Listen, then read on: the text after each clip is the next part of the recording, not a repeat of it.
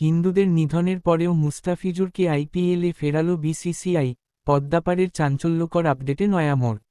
Mustafizur Rahman IPL return. এত কিছুর পরেও বাংলাদেশি পেসার মুস্তাফিজুর রহমানকে আইপিএলে ফেরাচ্ছে বিসিসিআই।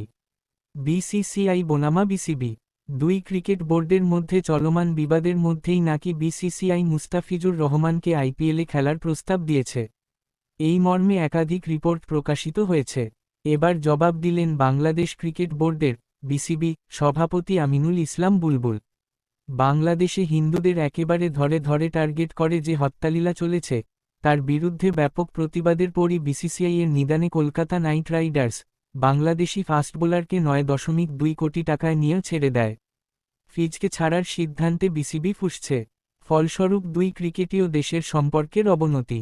পাশাপাশি বাংলাদেশ চিঠি দিয়ে জানিয়েছে যে তারা ভারতে বিশ্বকাপ বয়কট করবে। বিকল্প দেশ হিসেবে তারা শ্রীলঙ্কায় খেলতে চেয়েছে নিরাপত্তার কারণ দেখিয়ে। বাংলাদেশের বেশ কিছু মিডিয়ার রিপোর্ট উত্তেজনা প্রশমন এবং দুই বোর্ডের তিক্ততার অবসান ঘটাতে মুস্তাফিজুরকে আইপিএলে ফেরার প্রস্তাব দিয়েছে ভারতীয় ক্রিকেট বোর্ড। তবে আমিনুল ইসলাম বুলবুল সাফ অস্বীকার করে জানিয়েছেন যে দুই বোর্ডের মধ্যে এরকম কোনো আলোচনাই হয়নি। বাংলাদেশের আজকের পত্রিকা বুলবুল বলেছেন, মুস্তাফিজুরকে আইপিএলে ফেরানোর বিষয়ে আমাদের লিখিত বা মৌখিক কোনো কথাই হয়নি বিসিসিআইয়ের সঙ্গে। আমার বোর্ডের কারোর সঙ্গেই এই ব্যাপারে কোনো কথা হয়নি।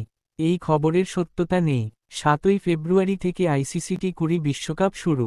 বাংলাদেশ গ্রুপ পর্যায়ে ৪টি ম্যাচ খেলবে ভারতে, ৩টি কলকাতা এবং ১টি মুম্বইতে।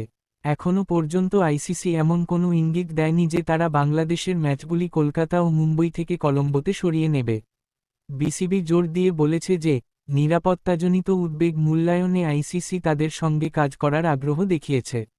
বোর্ড ৮ই জানুয়ারি আইসিসিকে আনুষ্ঠানিকভাবে দ্বিতীয় একটি চিঠি পাঠিয়ে ভারত সফর সম্পর্কিত নির্দিষ্ট নিরাপত্তা সমস্যাগুলি তুলে ধরেছে এবং একই সঙ্গে শ্রীলঙ্কায় ভেন্যু পরিবর্তনের অনুরোধটি পুনর্ব্যক্ত করেছে।